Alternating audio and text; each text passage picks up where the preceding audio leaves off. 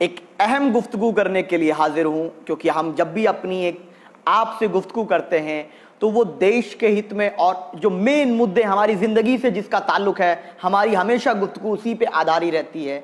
आज की गुफ्तगू भी हमारी उसी पर आधारित है। और आज की गुफ्तगू का जो टॉपिक है, जो मौजू है, वो है लॉकडाउन 3 क्या आखिरी लॉकडाउन होगा? लॉकडाउन 3 में कौन कौन सी सहूलतें मिलेंगी? क्या मोदी जी ने इस लॉकडाउन की घोषणा क्यों नहीं की? क्या गरीबों को जो समस्या आ रही है, क्या उसका हल निकल जाएगा? क्या वीआईपीज के लिए अलग से सुविधा और गरीबों के लिए लॉकडाउन अलग? क्या गरीब सोशल डिस्टेंसिंग का पालन कर सकता है? क्या एक वो गरीब जिसके घर में एक कमरा है और 10 लोग उसके परिवार में हैं, कैसे वो सोशल डिस्टेंसिंग का पालन कर सकता है? ये तमाम सवाल और मैं आपको हर एक मुद्दे पर मैं जवाब दूंगा और आपको जानकारी दूंगा जिससे कि आपको कई फैसले लेने में भी आसानी होगी। सबसे पहले सभी लोगों का एक सवाल लगातार आया, मुझे कई लोगों ने पूछा, तो सबसे पहले जो मेरे साथियों ने सवाल पूछा उसी पे गुफ्तगू की शुरुआत करते हैं। सवाल नंबर 1 कि लॉकडाउन 3 जो तीसरा लॉकडाउन 2 हफ्तों का सरकार ने घोषित किया है, गृह मंत्रालय ने घोषित किया है, CDS chief of defence staff की जानिब से वो डिक्लेयर कराया गया है, उसके अंदर क्या सुविधा मिलने वाली है? बिल्कुल आरिफ सैफी ने उसको डिस्क्राइब कर दिया कि पहले लॉकडाउन में गरीबों का ये हुआ, दूसरे में ये हुआ। उस पर चर्चा करेंगे। पहले सवाल के जवाब जो मुख्य मुद्दे हैं उस पर चर्चा कर लेते हैं। मेरे मित्रों, मैं मोदी वाला मित्रों नहीं बोल रहा हूं, मैं एक भारतीय परंपरा वाला बोल रहा हूं मेरे साथियों, कि ये जो लॉकडाउन 3 होगा इसको सरकार ने 3 भाग में विभाजित किया है, रेड जोन, ऑरेंज जोन और ग्रीन जोन। तो एक मुझे सवाल आया कि ऑरेंज जोन क्या है? मैं आपको तीनों जोन बताऊंगा और सभी साथी शेयर कर दें जिससे सभी लोगों तक ये बात पहुंच जाए, क्योंकि बहुत से हमारे मजदूर भाई फंसे हुए हैं, उनके भी बहुत से सवाल हैं और कुछ लोग परेशानी में मुब्तला हैं। हम चाहते हैं कि जब हम जुड़े हैं तो सभी साथियों तक सच्चाई और जानकारी पहुंच जाए। एक यही माध्यम है। टीवी पे तो खाली पूछता है भारत, आग लगा दो, जला दो, मार दो, काट दो, खाली वो चलता है। वहां दंगा हो गया, वहां लड़ाई हो गई, खाली उन लोग को ये नाटकबाजी की दुकान बन गई है। तो एक सोशल मीडिया जरिया है जिसके जरिए हम अपनी बात पहुंचा देते हैं। तो रेड जोन क्या होगा? जहां पर लगातार केसेस आ रहे हैं, जहां 4 या उससे कम दिन में केस डबल हो रहे हैं। मिसाल के तौर पे अगर 1 तारीख को किसी शहर में यानी दिल्ली में 4 केस थे 1 तारीख को, और अगर वो 4 तारीख से पहले पहले 8 हो गए तो उसको रेड जोन माना जाएगा। और ऐसे लगभग पूरे देश में 119 जिले हैं, और ये 119 वो जिले हैं जो देश के बहुत बड़े इकोनॉमी जिस पर डिपेंड करती है। चाहे गुजरात का अहमदाबाद हो, वही वाला अहमदाबाद जहां ट्रंप अंकल आए थे, जहां नमस्ते ट्रंप कार्यक्रम हुआ था, याद है ना भाइयों? वही वाला ट्रंप नमस्ते ट्रंप कार्यक्रम जिसमें गरीबों को छिपाने के लिए दीवार बनाई गई थी, याद आया आपको कुछ? वही वाले ट्रंप अंकल जिन्होंने मोदी जी को अनफॉलो कर दिया, हमारे देश के प्रधानमंत्री को। वही वाले ट्रंप जिनकी बेटी इवांका ट्रंप और बीवी मेलानिया ट्रंप दोनों ने हमारे देश के प्रधानमंत्री जी को ट्विटर पर अनफॉलो कर दिया। वही वाले ट्रंप जो आगरा आए थे, जो वो वाले ट्रंप जो थे जिन्होंने धमकी देकर के दवाई मांगी थी। वही वाले ट्रंप जब धमकी देके हाइड्रोक्लोरोक्विन मांगी गई तो हमने 2 घंटे में दे दी थी। ये नहीं मालूम डर के दी थी या प्यार में दी थी, नहीं कह सकते। वही वाले ट्रंप की बात कर रहा हूं मैं।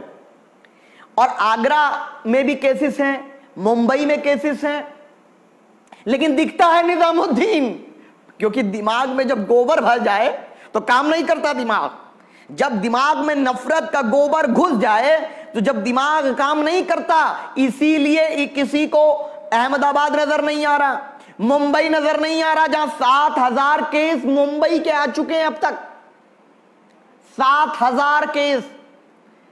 लेकिन नजर आएगा निजामुद्दीन। और उसके अलावा भी सूरत से लेकर तमाम जगहों पर कोरोना फैला। आज 37,000 का आंकड़ा क्रॉस कर चुका है। अब तक ये बताते थे 3000 जमाती, 4000 जमाती। आज आपको मैं एक जानकारी और दे दूं, कि अभी तक जो जमातियों का आंकड़ा बताया गया उसमें से 80% से ज्यादा सही होकर घर लौट चुके हैं, क्योंकि उन्हें तो जबरदस्ती कुछ लोगों को डाल दिए थे, ऐसा प्रतीत होता है। 80% लोग सही होकर जा चुके हैं, लेकिन ये आंकड़ा नहीं दिखाएंगे, ये खाली हमारे ऊपर उंगली उठाएंगे। जो नांदेड़ साहिब से 150 श्रद्धालु पंजाब के अंदर कोरोना पॉजिटिव निकले, उस पर डिबेट नहीं करेंगे, क्योंकि उस पर डिबेट कर ली तो दंगे की भावना कैसे भड़केगी। तो ये सब मुद्दे हैं। रेड जोन की मैंने बात कही। अब बताते हैं ऑरेंज जोन। देखिए, रेड जोन में कोई सहूलत नहीं दी गई है। रेड जोन जैसे चल रहा था लॉकडाउन 3B वैसे ही रहेगा। रेड जोन वो है, 119 जिले हैं। 119 जिले में से वो वाले जिले हैं जहां 4 या उससे कम दिन में केस डबल हो रहे थे। अब आते हैं ऑरेंज जोन। ऑरेंज जोन और रेड जोन में क्या फर्क है, ये काफी साथी मुझसे लगातार पूछ रहे थे, मैं इसलिए बता रहा हूं। ऑरेंज जोन वो जोन है, लगभग 250 के करीब जिले हैं। वो जोन ऑरेंज जोन में आएंगे जहां पर पिछले एक हफ्ते में बहुत कम केस आए हैं और संख्या घट रही, 1-2 केस आना, 2-3 केस आना, यानी एक हफ्ते में से कम में केस डबल नहीं हो रहे। वो ऑरेंज जोन है। ऑरेंज जोन में क्या सुविधा दी जाएगी वो मैं आपको बता दूं। अब ऑरेंज जोन और रेड जोन में सिर्फ एक फर्क रहेगा। ऑरेंज जोन में कुछ ट्रांसपोर्ट की सुविधा दे दी जाएगी और हार्वेस्टिंग, यानी कि जो खेती से फार्मिंग वाली है, फार्म वाली जो खेती है उसकी छूट मिल जाएगी, और लिमिटेड ट्रांसपोर्ट, यानी कि एक गाड़ी में 2 लोग सफर कर सकते हैं, ऐसी अनुमति दी जा सकती है। ग्रीन जोन में सबसे ज्यादा सुविधाएं दी जाएंगी, जहां 10 साल से छोटे बच्चे तो नहीं बाहर निकल सकते, लेकिन बड़े लोग कंडीशन के साथ, मास्क और सोशल डिस्टेंसिंग के साथ बाहर जा सकते हैं। और वहां पूरा ट्रांसपोर्ट, लगभग 60% ट्रांसपोर्ट ग्रीन जोन में खोल दिया जाएगा। ये तो मैंने ट्रांसपोर्ट को लेकर के आपसे चर्चा कर ली। अब चर्चा नंबर 2 इंपॉर्टेंट है हमारे मजदूर भाइयों की। जो मजदूर और स्टूडेंट या गरीब लोग फंसे हुए हैं, छिपे हुए नहीं कहता मैं छिपे हुए नहीं कहता हूं, यह मानसिकता उन लोगों की है जो धर्म के चश्मे से देखते हैं।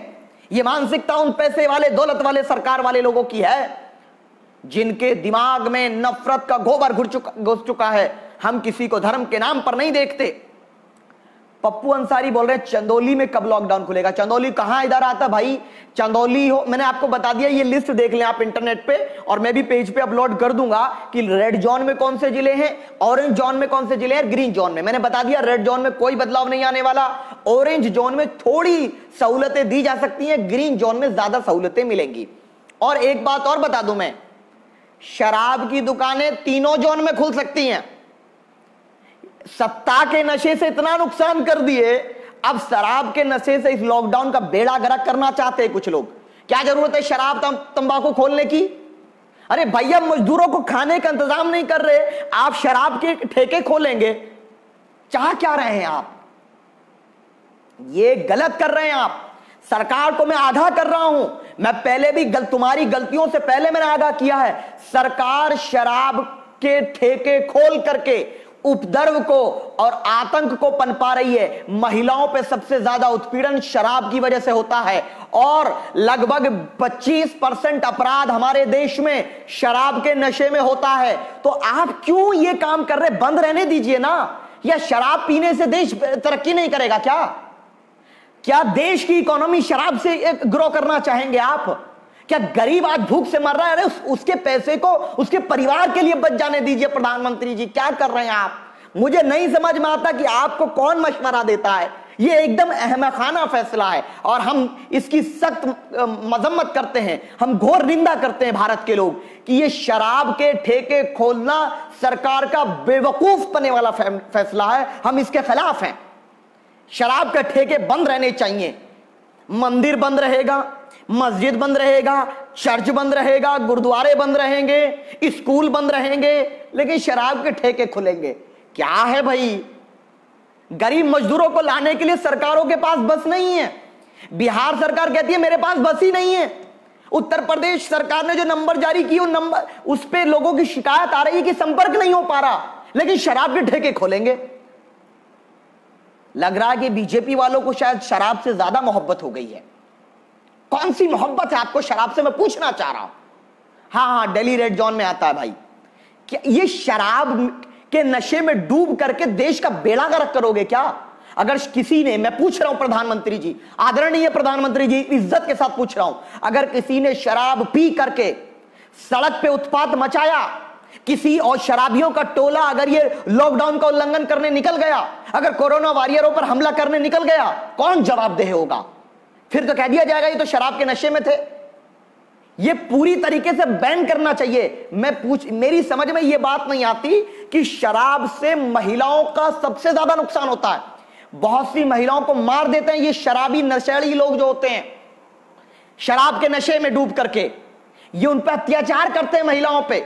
अगर आपको महिलाओं का सम्मान करना है, और खास करके ये गरीबों का कितना बड़ा मुद्दा है, गरीब महिलाओं का, कि उनके बच्चों को खाना नहीं होगा लेकिन वो शराबी जो है शराब लेकर आएगा, या आप अपराध को जन्म दे रहे हैं शराब के ठेके खोल करके, ये हम मानते हैं। दूसरी बात, नहीं बिल्कुल संपर्क नहीं हो पा रहा। मैं कहता हूं योगी आदित्यनाथ जी से, अरे मुख्यमंत्री जी और प्रधानमंत्री से भी मैं कहूंगा, ये जो नंबर जारी किए इसकी जगह आपको एक ऑनलाइन वेबसाइट जारी करनी चाहिए। हम तैयार हैं आपके साथ काम करने के लिए कि मजदूर रजिस्टर्ड करा ले अपने आप को। तुम्हारे जो फोन है या तो बंद जा रहे हैं, बिहार वाले नंबर बंद जा रहे हैं, उत्तर प्रदेश वाले नंबर लग नहीं रहे हैं। अरे मजदूरों के लिए भी कुछ करोगे या खाली बकवास करोगे? और एक सवाल जो मैंने उठाया था और उसका जवाब भी यही है कि प्रधानमंत्री खुद क्यों नहीं आए इस लॉकडाउन 3 की घोषणा करने के लिए? जानते क्यों नहीं आए? क्योंकि पिछले 2 बार उन्होंने घोषणा की लॉकडाउन की, लेकिन आते हैं ऐसे बांधेंगे, ऐसे करेंगे। ये देखिए प्रधानमंत्री जी ऐसे आएंगे, कहेंगे भाई और बहनों, मित्रों, आपका बलिदान चाहिए, आपका त्याग चाहिए, आपसे अब कोरोना को हराना है। लेकिन ये नहीं बताएंगे कि कैसे हराना है। पूरे 2 बार उन्होंने भाषण दिया और मैंने उसका दोनों बार जवाब दिया है। मजदूरों की बात की हो तो मुझे बताओ, मैं गुनाहगार हूं, लटका दो हमें फांसी पर। हम झूठ बोल रहे हैं तो बताओ कब कहा कि गरीबों के खाते में कितना पैसा आने वाला है? आज भी हजारों फोन आते हैं मुझे। हम जितनों की मदद कर सकते हैं कर गए, हम थक चुके हैं। और तमाम सामाजिक कार्यकर्ता लगातार मेहनत कर रहे हैं, तमाम दूसरी राजनीतिक पार्टियों के लोग कर रहे हैं, लेकिन सरकार क्या कर रही है? पीएम केयर फंड में कितना पैसा आया यही बता दे प्रधानमंत्री जी। ये सवाल कोई ना पूछ ले, तो इसलिए लॉकडाउन की घोषणा चीफ डिफेंस स्टाफ से की, क्योंकि प्रधानमंत्री जी जानते हैं, क्योंकि देश की जनता नाराज है, देश की जनता का विश्वास नहीं है। और विश्वास इसलिए नहीं है कि धोखे पे धोखा, तारीख पे तारीख। हमने एक पिक्चर का, फिल्म का डायलॉग सुनते थे कि तारीख पे तारीख, तारीख पे तारीख। यहां है झूठ पे झूठ, झूठ पे झूठ, झूठ पे झूठ, नाटक पे नाटक, जुमले पे जुमला, जुमले पे जुमला, जुमले पे जुमला। पहला जुमला 15 लाख, फिर नोटबंदी के बाद मुझे 50 दिन में अगर मैं इंकलाब ना ला दूं तो बीच चौराहे पर लटका देना, आतंकवाद को खत्म कर दूंगा। ये तमाम जब जुमले साबित हो गए, दोनों बार भाषणों में बोले ताली बजा लो, अब की बार ताली नहीं दिया जला लो। अरे भैया ताली भी बजा लेंगे, लीजिए, क्या मर गया कोरोना? दिया जलाओ, आरती करवाना चाह रहे हैं आप। लेकिन आप उस मजदूर के लिए क्या किया आपने? आज भी तमाम प्रदेशों से हजारों फोन आते हैं कि ना तो संपर्क हो पा रहा, राशन की समस्या खड़ी हो गई है, लेकिन उनकी कोई बात क्यों नहीं कर रहा? मैं जानना चाह रहा हूं। इसलिए कि वो प्रजापति है, इसलिए कि वो मौर्य है, इसलिए कि वो यादव है, इसलिए कि वो दलित है, इसलिए कि वो सिख है, ईसाई है या पिछड़ा है, राजभर है? क्योंकि पैसे वाले क्षत्रियों को कोई परेशानी नहीं हो रही, ब्राह्मणों को कोई परेशानी नहीं हो रही ज्यादातर। लेकिन मैं आपको यह बात बता दूं, देश की जनता का आपसे विश्वास उठना देश के लिए अच्छा नहीं है। इस नाजुक समय पे मैं प्रधानमंत्री जी आपसे कह रहा हूं, आपको माफी मांगनी चाहिए। और आपको बता दूं मैं, 62,000 करोड़, 62,000 नहीं, 62,000 करोड़ इन्होंने राइट ऑफ किया है। किसका? पीएम केयर फंड में कितना पैसा आया किसी को बताया? बताओ भाई भक्तों, बताओ। संबित पात्रा तू भी बता दे या भैया, तू बहुत झूठ फैलाता ना, मैं तो तुमसे भी पूछ रहा हूं। बता दे कि पीएम केयर फंड में पैसा कितना आया। पीएम रिलीफ फंड पहले से था, उस अकाउंट को बंद करके कि नया क्यों लाया? क्या इसकी ऑडिट रिपोर्ट आएगी या नहीं आएगी? बता दो। जब इतना चंदा आ रहा है, सब कुछ आप जनता से ही करवाना था, तो भैया प्रधानमंत्री भी फिर हम ही बन जाते हैं ना। जनता ही सरकार चला लेगी जब सब कुछ हमसे करवाना है। तो आप क्या करने वाले हैं? क्या फकीर झोला उठा कर करे भागने वाले हैं? देश जानना चाहता है ये बात। आप ही ने कहा था हम तो फकीर आदमी है, झोला उठा के चल देंगे। अरे बाबा झोला उठा के चले जाओ तो देश का कुछ भला हो जाएगा, कम से कम जुमलों से तो बच जाएंगे प्रधानमंत्री जी। ये नाजुक समय है। राइट ऑफ जो किया गया है, रामदेव का नाम उसमें आ रहा है, उनकी कंपनी का, उसमें अडानी अंबानी जैसे लोगों का नाम आ रहा है। राइट ऑफ, फिर कह रहे माफ नहीं किया, राइट ऑफ किया है। किसको समझा रहे हो? 68,000 करोड़ माफ करने वालों, तुम्हें क्या लगता है कि हम बेवकूफ है क्या? यस, वी कैन अंडरस्टैंड, हम समझते हैं तुम्हारी साजिश, और इतना अकाउंट हमें भी आता है। हमें ना समझाओ, इतने इकोनॉमिक्स हमें भी आती है, इतनी अकाउंटिंग हमें भी आती है। राइट ऑफ का मतलब यह है कि बैंक ये मान ले कि ये पैसा मर गया। अरे जब रामदेव पे कौन सी कमी आ रही है, क्यों नहीं ले रहे उससे पैसा? डरते हो क्या? जब गरीब मजदूर पे 2 लाख रुपए का लोन हो जाता है ना, तो बैंक वाले उसकी संपत्ति जब्त कर लेते हैं, क्योंकि वो गरीब होता है, वो मजदूर होता है, वो किसान होता है। लेकिन ये जो बड़े बड़े देश के, मैं तो कहूंगा कि देश के लुटेरे, अडानी अंबानी जैसे लुटेरे या रामदेव जैसा लुटेरा, अगर राइट ऑफ की बात आई है, क्यों आ रही है राइट ऑफ की बात? क्या खत्म हो गई इसकी कंपनी? ये दिवालिया घोषित हो गया क्या? पैसे नहीं है इस पे, प्रॉपर्टी नहीं है, क्यों सीज नहीं करते हैं? लेकिन हिम्मत नहीं है, हिम्मत नहीं है, और डरपोक सरकार कभी भी फैसले नहीं ले पाती है। इसीलिए आज मजदूर परेशान है पूरे देश के अंदर। और हमारी सरकार से कोई लड़ाई नहीं है। हम लॉकडाउन की पॉलिसीज में हमने कहा हमेशा कि yes, we respect guidelines issued by our government, but it doesn't matter, we follow your each and every step. No, हम लोग जो गलत होगा उसका विरोध करेंगे, ये मेरी नैतिक जिम्मेदारी है, मेरा ये मौलिक अधिकार है प्रधानमंत्री जी। दूसरी चीज जो इंपॉर्टेंट है कि कई लोगों ने मुझसे कहा, जो मजदूर फंसे हुए हैं, कि भैया शादाब भाई क्या करें, लगातार पूछ रहे हैं लोग। तो मेरे भाई मैं आपसे यही कहूंगा कि जो नंबर जारी किए गए हैं उस पे करिए। और हम अभी कई स्टेट के मुख्यमंत्री कार्यालय और कई लोगों से हम संपर्क करने के एक कोशिश कर रहे हैं कि भैया आप वेबसाइट बना दो, आप वेबसाइट बना दो जिस पे एक रजिस्ट्रेशन होता है ना, जैसे मिस कॉल लगा करके तुम मेंबर तो बना लोगे जनता को अपनी पार्टी का, मिस कॉल लगा करके तुम सीए पर समर्थन तो ले लोगे। प्रधानमंत्री जी, मैं आपका 56 इंच का सीना देखना चाहता हूं। अगर 56 इंच का सीना विदेश से दौलत वालों के पैसों को, वुहान से उनके बच्चों को लाया जा सकता है, तो मेरे गरीब के मजदूर को 2 वक्त की रोटी और उसे उसके घर क्यों नहीं पहुंचाया जा सकता? एक भारत का नागरिक ये सवाल पूछ रहा है प्रधानमंत्री जी। कानून का पालन करते हुए, सोशल डिस्टेंसिंग का पालन करते हुए, जिस तरीके से झारखंड के मुख्यमंत्री ने एक अच्छी पहल की, ट्रेन के जरिए अपने लोगों को बुलाया, उसी तरीके से बाकी मुख्यमंत्री पहल क्यों नहीं करते हैं? और हमारे उत्तर प्रदेश के बाबा से मैं कहूंगा, अरे बाबा, हर जगह ये नफरत ना करिए, कुछ काम ऐसा कर लीजिए मजदूरों के हित में कि जिससे कि सभी की सेवा हो जाए। अगर आप वाकई सन्यासी हैं तो सन्यासी का एक जो धर्म होता है वो ही निभा दीजिए। सन्यासी का धर्म होता है कि प्रजा या अनुयायी या उसके क्षेत्र के लोग परेशान ना हो, और मजदूरों की सेवा से बड़ी कोई सेवा नहीं। आज मजदूर दिवस है और मैं क्योंकि एक मुसलमान हूं, भारत का मुसलमान हूं, तो नबी करीम सल्लल्लाहु अलैहि वसल्लम, इस पाक मुकद्दस महीना है, इस महीने में मैं एक बात कहूंगा। नबी करीम सल्लल्लाहु अलैहि वसल्लम ने क्या कहा मजदूरों के लिए कि मजदूर की मजदूरी उसका पसीना सूखने से पहले दे दो। ये तालीम है और मैं कहूंगा कि इस तालीम का पालन करे सरकार, करना चाहिए। मजदूरों पे अगर अन्याय करेंगे हमसे बड़ा कोई जालिम नहीं होगा।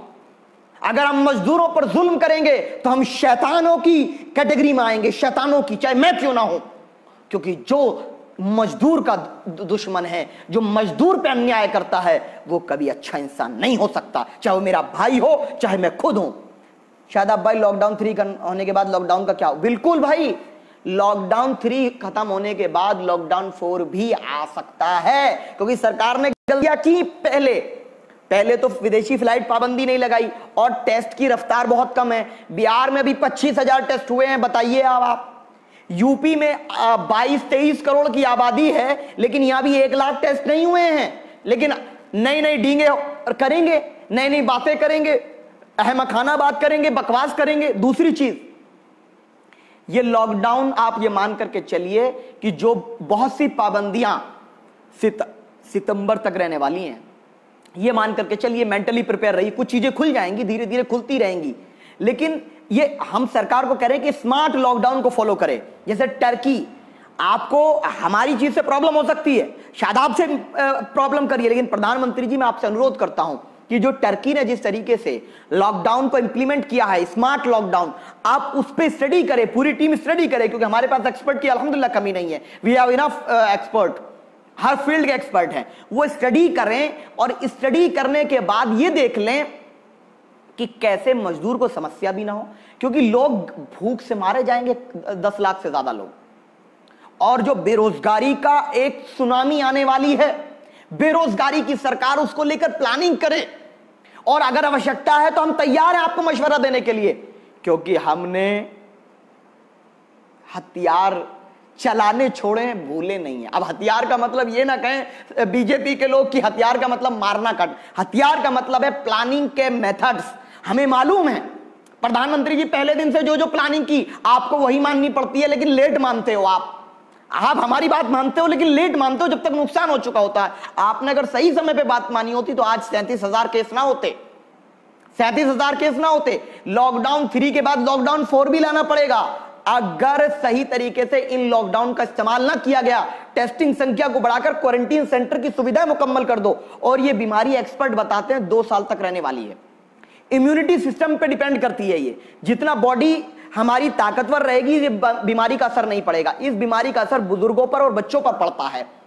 और ये कोरोना वायरस, कई करोड़ लोग ऐसे हैं भारत में जो कोरोना वायरस से पीड़ित भी हो जाएंगे और सही भी हो जाएंगे, लोग पता ही नहीं चलेगा। जो ये हम टेस्ट नहीं कर रहे ना, ये बहुत घातक साबित होगा, बहुत नुकसानदायक साबित होगा टेस्ट ना करना। उत्तर प्रदेश में मात्र 1 लाख टेस्ट भी नहीं हुए, 78,000 टेस्ट हुए हैं। बिहार में 25,000 टेस्ट हुए हैं, बंगाल में भी ऐसे टेस्ट हुए हैं। कई जगह तो ऐसे हैं जहां 5,000 भी टेस्ट नहीं हुए भी, कई जिले प्रदेश ऐसे हैं। क्या कर रहे हैं हम, क्या कर रहे हैं हम? कब तक हम गरीब जनता को घरों में बंद करे रखेंगे? लॉकडाउन कब तक करेंगे आप? 1 लॉकडाउन हुआ, 2 हुआ, 3 हुआ, 4 हुआ, कब तक करेंगे? एक दिन ऐसा होगा प्रधानमंत्री जी, जैसा कि आज आपकी हिम्मत ने जवाब दे दिया। पिछले 2 लॉकडाउन की घोषणा आपने की, लेकिन तीसरे लॉकडाउन की घोषणा करने में आपको समस्या आई।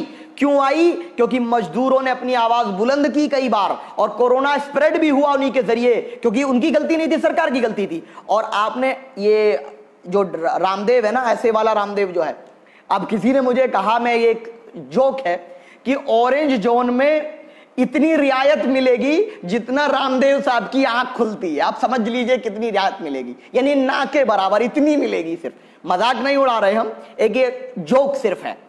लेकिन जो ये कर रहे हैं ना आप, ये 1 महीने के लिए बंद, ये सितंबर तक अगर बंद कर दिया तो पूरी इंडस्ट्री तबाह हो जाएगी। पूरी दुनिया में इकोनॉमी का क्राइसिस आने वाला है। अमेरिका अब सुपर पावर नहीं रहेगा 2030 तक, मैं बता रहा हूं, बहुत बड़ी बात, ये नोट कर लेना आज। ये भविष्यवाणी नहीं है, क्योंकि इस्लाम में ये सब चीजें भविष्यवाणी, सब चीज ज्योतिष नहीं होता है, लेकिन एक तजुर्बा मैं बता रहा हूं। मेरा जो मैंने इकोनॉमिक्स को मैंने पढ़ा है, इकोनॉमी को मैंने समझा जो है, अब तक की स्टडी जो मैंने की है, 1930 रिवाइव होगा, 2030 तक अमेरिका सुपर पावर नहीं, एक नई पावर जनरेट होगी। क्या भारत उसमें अपनी हिस्सेदारी दे पाएगा? लेकिन क्या है इन्हें तो निजामुद्दीन मरकज, अरे भैया निजामुद्दीन का 80% मरीज सही हो गए, वो भी बता दो। और आप तो कहते ना कि 37 तो मरीज निजामुद्दीन के हैं, अब बता दो ना भैया 35,000 कहां के हैं? आरएसएस के हैं? बोलो, अरे संबित बोलो, बजरंग दल के हैं क्या? अरे नलिन कोहली बोलो, बीजेपी के हैं क्या? अरे सुधांशु त्रिवेदी आप भी बोलो, संघ परिवार के हैं क्या, विश्व हिंदू परिषद के हैं क्या? अरे शाहनवाज बाबू जो मुझे डिबेट में मेरे से कह रहा था कि मुसलमान जो है यार बहुत सुरक्षित है, तुम्हारा सर्टिफिकेट चाहिए क्या? अरे तुम तो सरकारी गुलाम हो। शाहनवाज साहब, आपको आज तक मिनिस्ट्री नहीं मिल रही सरकार में, कितना आपने इनके एजेंडे पर बात कर ली, लेकिन आज तक आपको मिनिस्ट्री नहीं मिल रही। मुझे बड़ा दुख है। आप किस कदर गिर के अपनी बात रखनी पड़ती है, किस कदर झूठ बोलना पड़ता है। मैंने एक शब्द कहा, फिर कहते हैं कि क्या अल्हम्दुलिल्लाह आप भाइयों की दुआएं हैं कि शादाब चौहान की बात में आप साथियों ने इतनी ताकत पैदा करती कि कैबिनेट मिनिस्टर मुख्तार अब्बास नकवी को मेरे एक वर्ड पे 4 ट्वीट करने पड़े, क्योंकि आकाए मुख्तार जनाब मोदी नाराज ना हो जाएं। मैंने कहा था कि जिस तरीके से हमारे जो ब्लड डोनर तबलीगी जमात के लोग हैं वो कोरोना वॉरियर हैं, तो पेट में दर्द हो गया। अरे अब तो ये मोहब्बत की बात फैल जाएगी, समाज में एकता और भाईचारा फैल जाएगा। और अगर भाईचारा समाज में फैलेगा तो फिर सरकार से बात की जाएगी कि मजदूर मर रहा है महाराष्ट्र में, बिहार में, उत्तर प्रदेश में, उनके राशन का इंतजाम नहीं है। आज राशन की समस्या बहुत बड़ी समस्या बन चुकी है। और आज ये 15 लाख का जिन्होंने वादा किया था, आज 6 साल गुजर गए। आज देश का मजदूर आपसे कहता है, प्रधानमंत्री जी सीना ठोक करके, एक किसान का बेटा ललकार करके ये बात कह रहा है कि 15 लाख नहीं, हमारे हिस्से के 15,000 ही किसानों को, गरीबों को दे दो। लेकिन नहीं आ रहा पैसा, बहुत ना के बराबर। किसी अकाउंट में सुना 500 रुपया आया, 500 रुपया सुना है प्रधानमंत्री जी के तो मेकअप पे भी एक दिन में 50,000 खर्च हो जाते हैं। सुना है प्रधानमंत्री जी के तो कपड़ों पे भी तो 70,000 का कुर्ता पहनते हैं, किसी ने बताया। लेकिन गरीब के लिए 500 रुपया कितने दिन, 1 महीने के लिए, और राशन के नाम पे मोटा चावल देंगे। मजदूर को तुम वोट लेना आता है तो तुम उनके कदमों में चले जाते हो, भीख मांगते हो भाजपा वालों। लेकिन जब उनकी सेवा करने का समय आया, जब राष्ट्र आपदा का समय आया, भारत का बजट 5 लाख करोड़ का बजट तो सिर्फ उत्तर प्रदेश का है।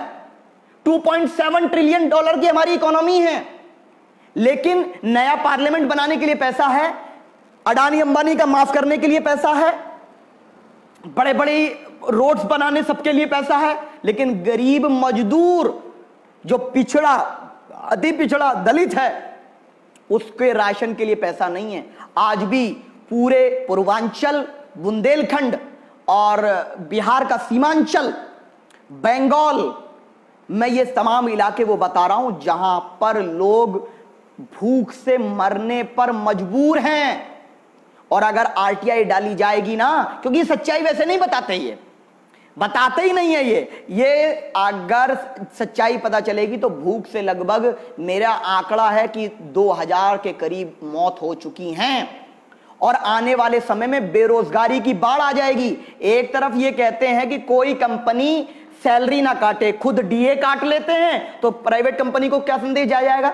जब कंपनीज में वर्किंग नहीं होगी वो कैसे रख लेंगे? अभी पता चला स्पाइस जेट अपने पायलट की सैलरी आधा करने वाली है, क्या करेंगे जी? कंपनियां बंद हो जाएंगी ऐसे। हमारे पास एक सॉलिड प्लान होना चाहिए। और विपक्ष से बात करना कोई गुनाह का काम नहीं है प्रधानमंत्री जी।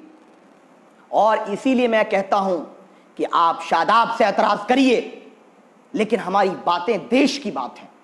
उस मजदूर, सोचो थोड़ी देर के लिए प्रधानमंत्री जी, अगर आप अपनी माताजी से सच्चा प्रेम करते हैं, पूछिए, सोचिए, अगर आपकी माताजी कहीं जंगल में भूख से तड़प रही होती तो क्या आप उनके 1 महीने के लिए क्या 500 रुपये देते? मेरा एक सवाल है। प्रधान या मुख्यमंत्री योगी आदित्यनाथ जी, क्या माताजी या पिताजी या बहन या कोई आपके परिवार का व्यक्ति अगर कोई परेशानी में हो तो क्या 500 रुपये 1 महीना के लिए दिया जाएगा? 15,000 तो दे दो कम से कम।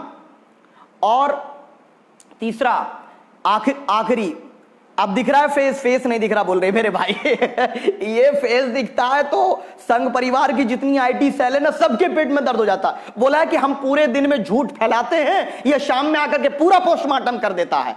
अब नहीं चलेगा, तुम्हारे पास मीडिया हाउसेस होंगे, तुम्हारे पास आईटी सेल होंगे, लेकिन हमारे पास सोशल मीडिया और मेरे ये सच्चे भारत के नागरिक जो मेरे साथी जुड़े हुए हैं, ये एक एक घर तक तुम्हारी तमाम नाकामी को पहुंचाएंगे और बताएंगे कि हां हम सच के साथ हैं, और जो नफरत फैलाएगा, झूठी नफरत फैलाएगा, हम उसके खिलाफ खड़े होंगे।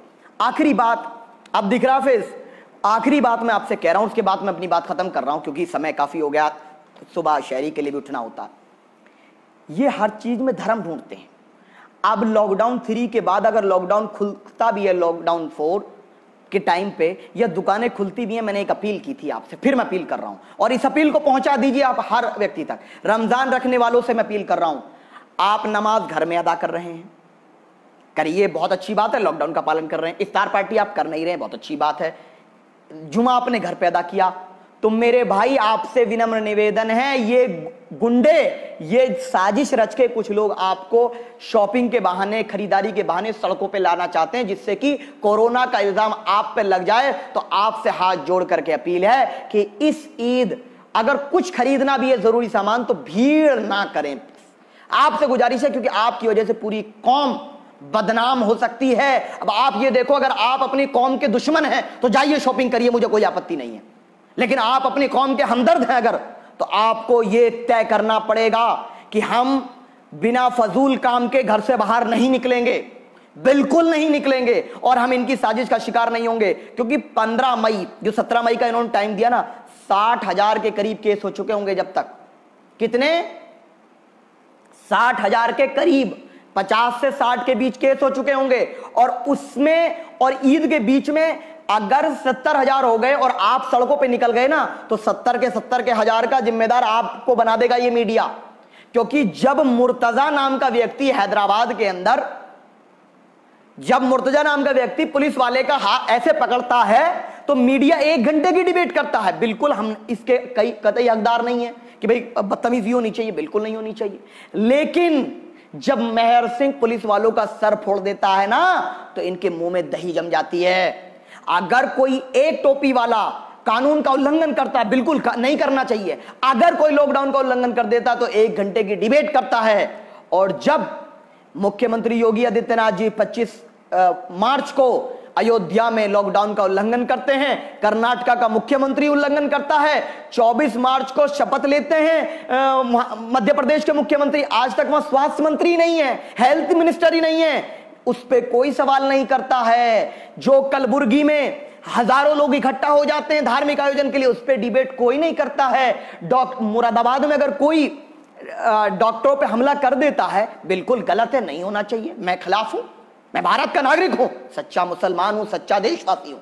डॉक्टरों पे हमला करना गलत है और करने वाले भी गलत हैं, लेकिन मुरादाबाद में करे तो गलत है।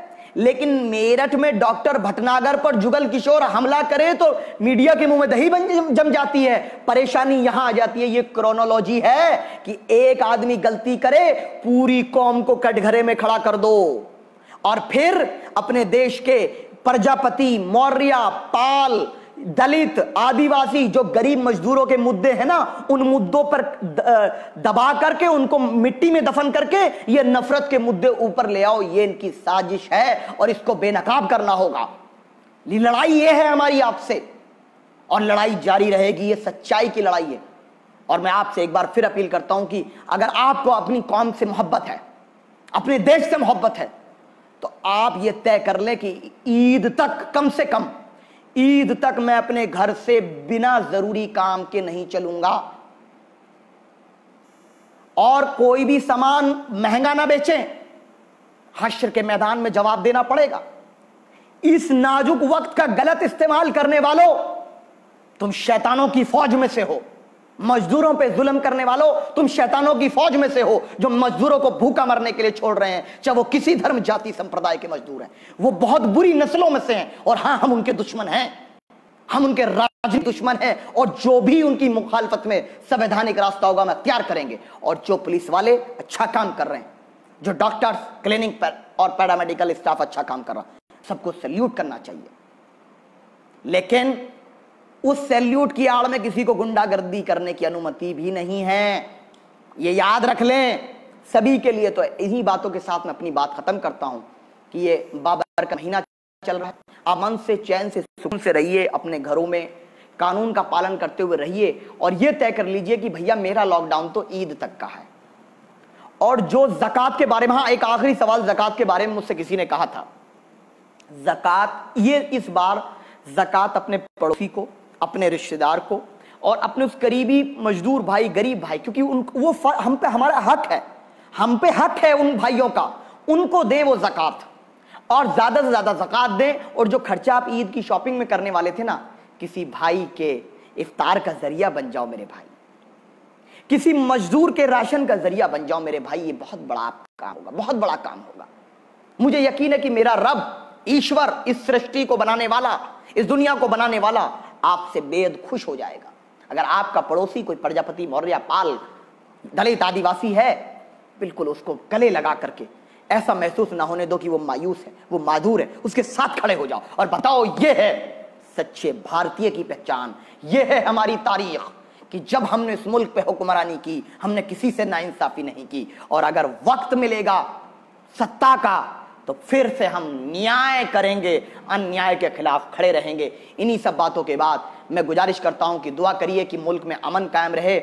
और प्रधानमंत्री जी, बड़ा मायूसी मिली कि आज आप नहीं आए, आपने नहीं कहा। मित्रों और भाइयों बहनों, हम तो इंतजार कर रहे थे, लेकिन मैं समझता हूं आपका दर्द कि जो गलतियां हुई, सरकार से टेस्टिंग नहीं हुई, अमेरिका ने धमकी दे दी और फ्लाइट पाबंदी नहीं हुई, मजदूरों की सुविधा का मामला नहीं हुआ, राशन में समस्या हुई, तो हो सकता है इसलिए डर की वजह से ना आए हो आप। इन मैं बातों को समझता हूं और आप सभी से गुजारिश करता हूं, लॉकडाउन का पालन करें, सब एक दूसरे के साथ खड़े रहें, हम सब भारतीय एक हैं। जय हिंद।